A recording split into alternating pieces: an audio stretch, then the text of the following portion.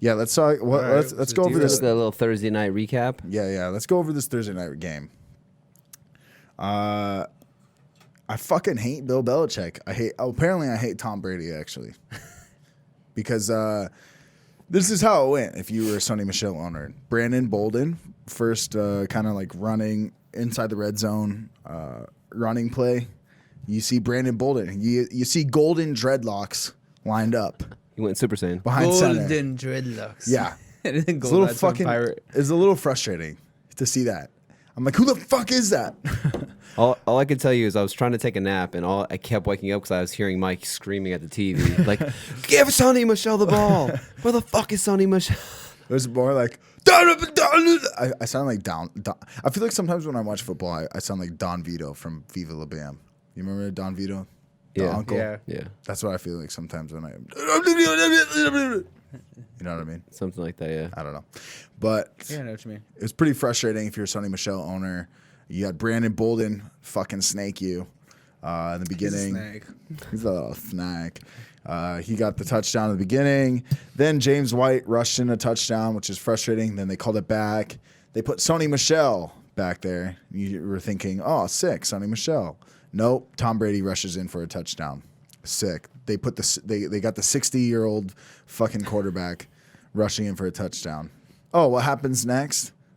They're fucking first and goal, 3 yards out. They got Sony Michel back there. What happens? Oh, Tom Brady rushes again. That was crazy. QB sneak from the 3-yard line. First of all, he didn't get it. He didn't get it right, and then he did. First of another all, one. that makes sense if you have. That makes sense if you have a big ass guy like Cam Newton or like. The Tom Brady sneak is pretty unstoppable. I'm not gonna lie. I don't think I've ever seen because it fail, nobody like, expects you once. to rush the fucking 60-year-old guy. They do it all the time. They do it like once a week. But my thing is It'll be like 4th and 1. Brady's like, fuck this. They think there's no way that they're gonna. Oh, anyways, but you said that Tom Brady was the guy who called that. No, I was just watching I was at the gym, working on my fitness consigliere, and I looked up on the TV, and it was just like they were talking about how Tom Brady got the touchdowns, and Edelman was just like, he's like, we get in the puddle, we get the play. Tom Brady's like, no, I'm running this in, and we're just like, okay. He's hanging out with Josh Gordon. Josh Gordon's just like, Josh Gordon was like, okay. Josh Gordon's.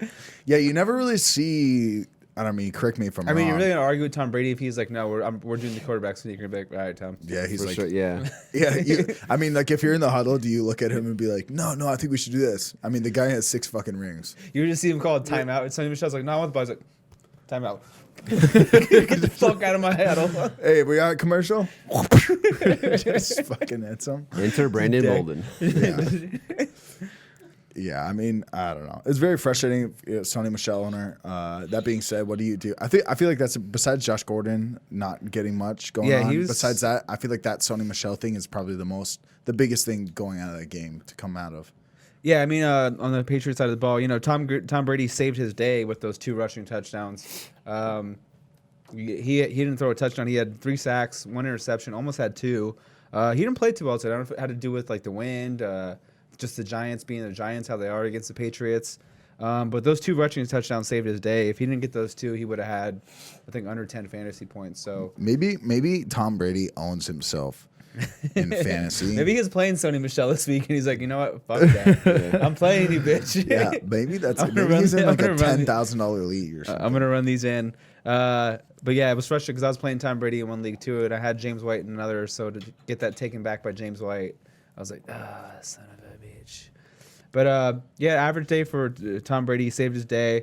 Sony Michel, he did get snaked from the touchdowns, but still 22 rushes for 86 yards, 2 catches again for 27 yards. So in a PPR, still got you 13.3 in a standard, a little over 10. Not the worst game, but could have been a lot better game. Like you said, if you own him, you're kind of frustrated, but he still didn't crap the bed for you in this matchup.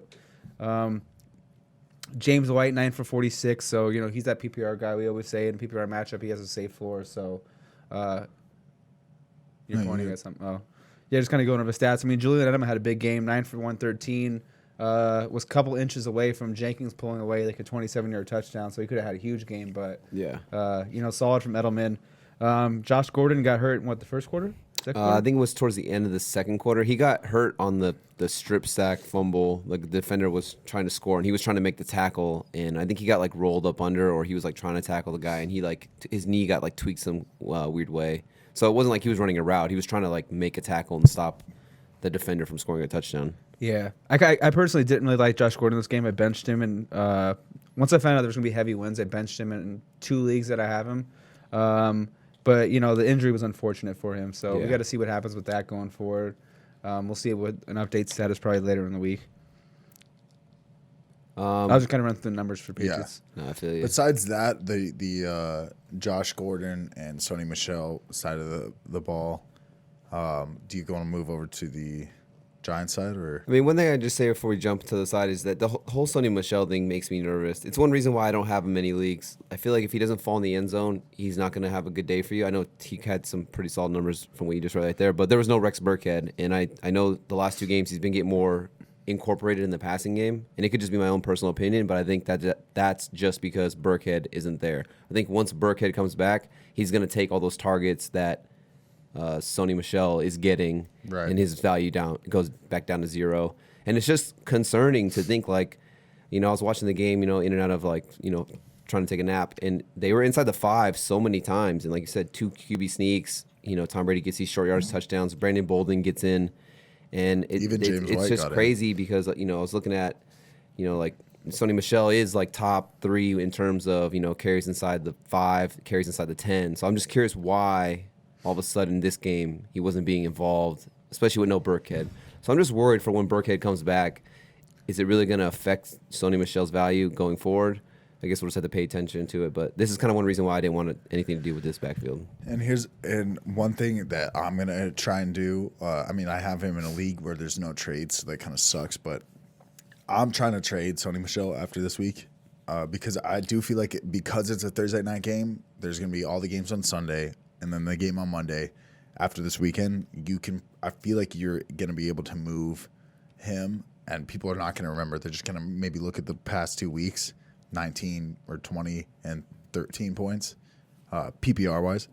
And I think that you can still maybe move him if you can at that point. But, like, I'm all out of Patriots backfield. I'm upset that I'm any type of involved in the Patriots side. I feel the backside for sure. I think if you can move him, move him. He is what he's an RB2-3. I personally had him right around my 14, 15, like 16 cusp with my rankings. And the workload is there for that to be there. He just seems like he's lost a little bit. I don't know if it's the knee scope or what's going on, but it seems like he's lost a little bit of a step from what he looked like in the previous year. It's not going to get better. They've played all the best teams or the worst teams. Well, they have a schedule of just as bad teams the second half of the year. Well, they literally, if you're it's a little bit better. They have one tough matchup, and that's the Eagles. But I'm saying is that if you have the best team in the NFL playing the worst teams, the game script would tell you that the running back's going to get the ball a lot, but it's just not. You're not even getting those numbers that you want. Ideally, you would want. It's in those just types concerning of game scripts for sure. So I don't know. Yeah, it's I'm on your. Like I said, I had him there. I move him down until like he's probably outside the top 20 overall the rest of the season, but he's still a usable piece. He's still, especially in standard formats, he's still a usable piece. Running back gets ugly after. Running back gets ugly after about the top 18. You start getting into the Carlos Hyde. You start getting into the. Really, realistically speaking, what's the difference between him and David Montgomery at this point? Yeah. It's like, you get into these guys, he's still, that's what I'm saying, is like, he's not like someone you're just like, oh, I can't use him. He's still a usable piece. Sure. And the schedule is just, it's trash for the Patriots. Literally, I was just looking at it. It's like Bengals, Dolphins, Jets. The only decent run defense they play is Philly in 2 weeks. Outside of that, it is literally no one. Yeah. And the Patriots are that team that when it gets to cold weather games, it will be a run-heavy script. They're that team in the winter when they're in Foxborough. He's going to see, weeks 13, 14, 15, 16. He's going to have those game scripts there. So it's not like he's unusable. But what you said, I said if you can flip him, like I would try and flip him because it's probably a decent time to do it. Yeah, I would agree. BRB Blazer. Okay. Oh,